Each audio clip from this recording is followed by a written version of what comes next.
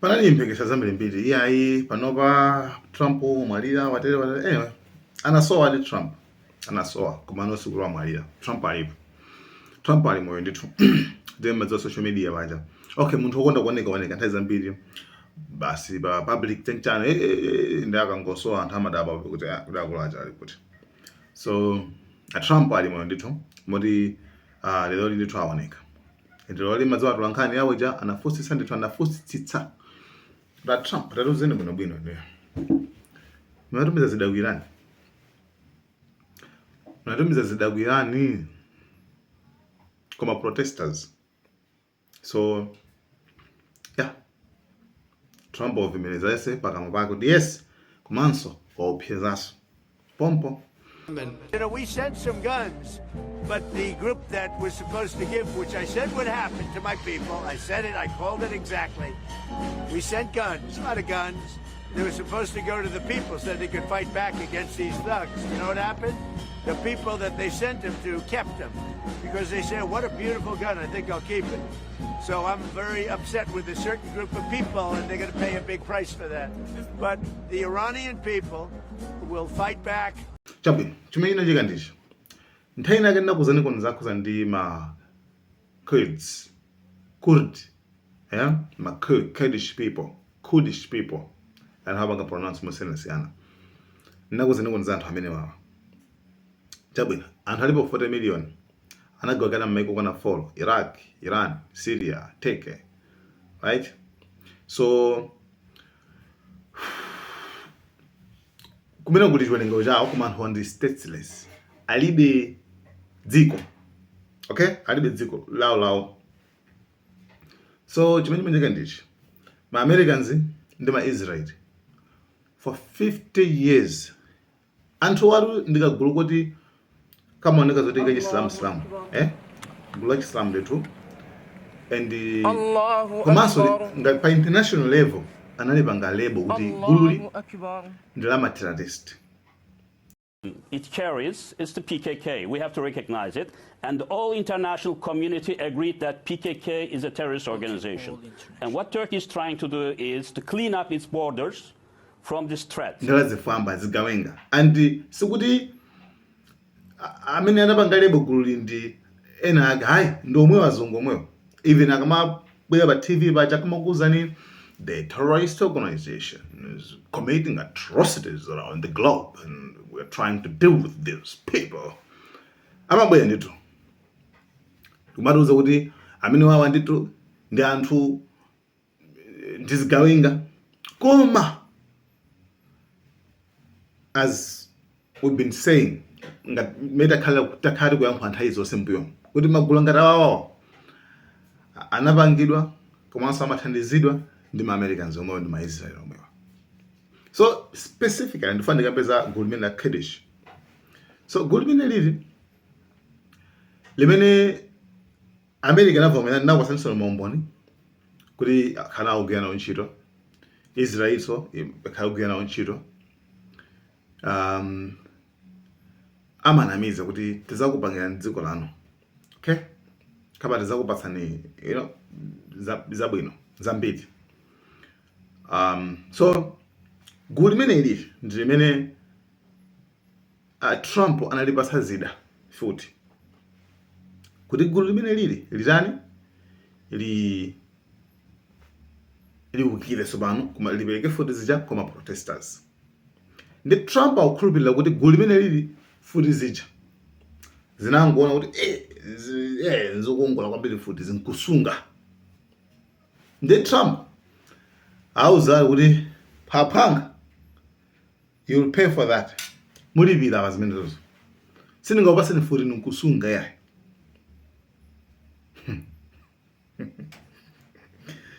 Ino zibenza kupasani zikupasani picture yanje. Gululo internationally analengeza kuti ndi materialist international.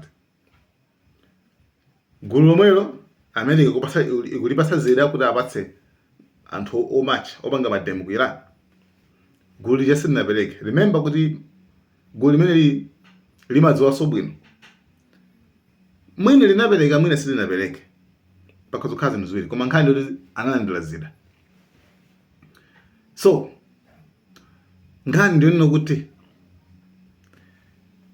a Trump sanaone bwino kuti zinaenda bwanji, so afuna akuti atani alibwezere ali tinzuri kali panga morani kasini kudziwa izi zimene apanga inu check mtundu wonse wazigawenga mudziko lonse lapansi zigawenga zimene zimangopha anthu zimanga check inu mpanga bwino amabaleka ndomwewo umbani uso mufuna kuti gulu lono nokha marubuza ife kuti gulu lazigawenga gulu lono nokha mulipatsa zida. You see? So, ndikupatsana umboni wina. Umboni umenewu ndiona kuti Rabbi Yosef Mizrach, big man wa Israel, wamkulu wa bingu amene. Mene kunena sama bisaso kuti Israel okay anthu amene wamona ngati Israel ngathandize ingateteze takhali kuwathandiza kwapasa zida azimenya zimbandi chanchano kwazitana koma iwo pa nthawi imene akufuna chani akufuna Israel afuna chithandizo Israel amangoponyerawo. Not because they love Jews.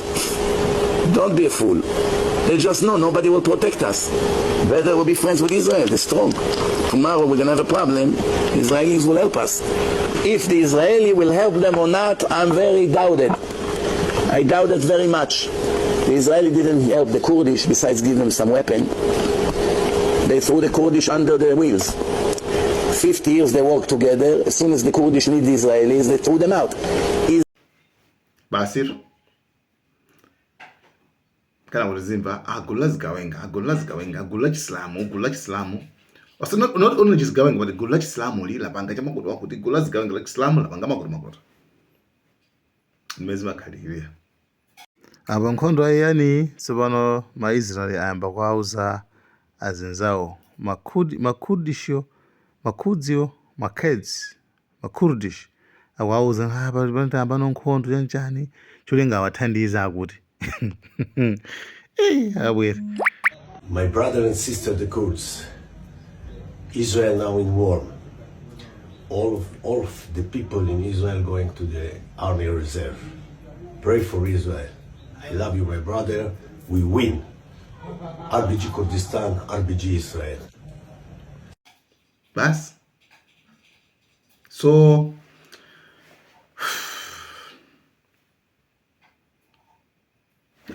Kandimene, guys, thank you so much. Ndinagamba nthawi nake pakhana kuza ndi ma Americans, pakhana kuza ndi foreign policy. Kuti mayiko enawa anapanga wanji. Mayiko enawa anabweretsa tizinthu zoti akuti ifeyo especially kwa Africa tili ndi ma resources ambiri kwambiri. Tisagwiritse ntchito tisakhale ndi kuthekera kugwiritsa ntchito ma minerals athu. Tikhale anthu opambana tikhala ochepa ataswa kuti amati pasa achinakulera chanchana zambiri mbiri. Contraception sizazokhuza ndi zakulera ati mize system apangala. Achinakulera achati umuzo amalimbikitsa kwambiri kwa Africa kwinako nde zapopo koma kwa Africa amakolimbikitsa kwambiri umayendera mmakomo sabelika nambiri chani. Komanso number 2 kuyesetsa kuti knowledge anthu asakhale ndi kuzindikira bwinobwino nkhani ya kugwiritsidwa ntchito ka zinthu. Zonsezi zimachita kupangidwa control. Nafusa kunthena yake mafunso ngati awo. Kodi knowledge yopangira zinthu zapamwamba. Jivayani knowledge imene hey anthu akuda kwambiri. Imakhale yovuta kwambiri kuipanga access tingulekeza ngati pano fa mmene takhalira fa pa dziko pano eti takhalitsa after kuti pali civilization inabwera, okay, kuti tinatukuka Okay, zina zinde anthu tumatha kupanga koma zinthu zikulu ngati mwina kukhoza foni nje kuyikhoza foni nje palibe uma kuyikhoza zimenezo knowledge imene bwanji samati situmayipeza amepanga bwanji knowledge imene ifeyo pakati pano kuti mene lokhoza lo ndegeja ayi kumalayo kumene lokhaivena kampani yokhoza ndegeja kuyikhoza osati kuti yaonongeka ayi koma kuyikhoza kuti guys takachino chitu fati khoze ndege kuyikhoza toka no customers wapenda kukomba ndege wale sawa ya mazoteka zibiri kama hivi zoteka zibiri ana nizoteka just information pafuni kwangu funa maphuziro ajimene jojo maphuziro ndi information you understand iweyo ngati uli ndi information yokhoza kwa fridge uli fridge ndingayikhoze banje ndolo uli maphuziro a fridge it's easy kai tikaona mtu wanzi akaona azungu akaona mtu wanziru kwambiri kuti muna wakhuzira njake sichodabwitsa azungu akapanga ya ankamutenga rokhanga kuti basi amuri akazungu pena naye kunja omwe osazobweraso ngabwe mnokara kalamba I mean ma program ose ajawo ndochira nyito kukonza kuti basi mala iwo ngati alidi ene kuti amafuna fetu tukuke why amango rubasa ndalama tizivenga and drama za ma politicians amango amakhala kuba ubango unonga kumakana why osapereka knowledge information yodi anthu fetizine patoka knowledge imene sizaiona unless anthu atalimbikira oka kuti mandi pangezi kuti pakana stay. So I mean, I don't know if you understand. You understand. In Africa, yes, because there is a policy of the American government. It's called the Kissinger Report, which was produced in the mid-70s when Henry Kissinger was involved with the government. And it explicitly states, which to this day, it remains the official policy of the American government. It has not changed. May not be implemented by Trump, but it remains the same. That the purpose of the foreign policy in Africa was to reduce the population. So to give aid to countries in Africa, not clean water and schooling and things like that, but contraception and abortion. In order to shrink the population of Africa, because they have great mineral resources there. That sounds diabolical. It is, yes. That sounds like something conceived in the mind of Margaret Sanger. Yeah, definitely. And so at the time, Kissinger and those involved with the Carter administration wanted to shrink the population, make sure that the Africans do not develop and do not use the resources for themselves. Because we in the States, we need them. There is a concerted effort of foreign powers to control the population of Africa. Africa is a huge continent. Could feed thousands more people, but the policies of the West, especially in Europe. For example, between 1990 and the year 2000, the United States, Canada, and Europe contributed about $6 billion in contraceptives. Not to help the people, not to give clean water, clean food. That is not to fight malaria, for example. No, of course, perish the thought. Never. Yeah. Let them die. That's the whole idea. So in our work in HLI, we denounced this reality to make the Africans aware that they have to defend themselves against the influence of foreign powers. Malawi cameras.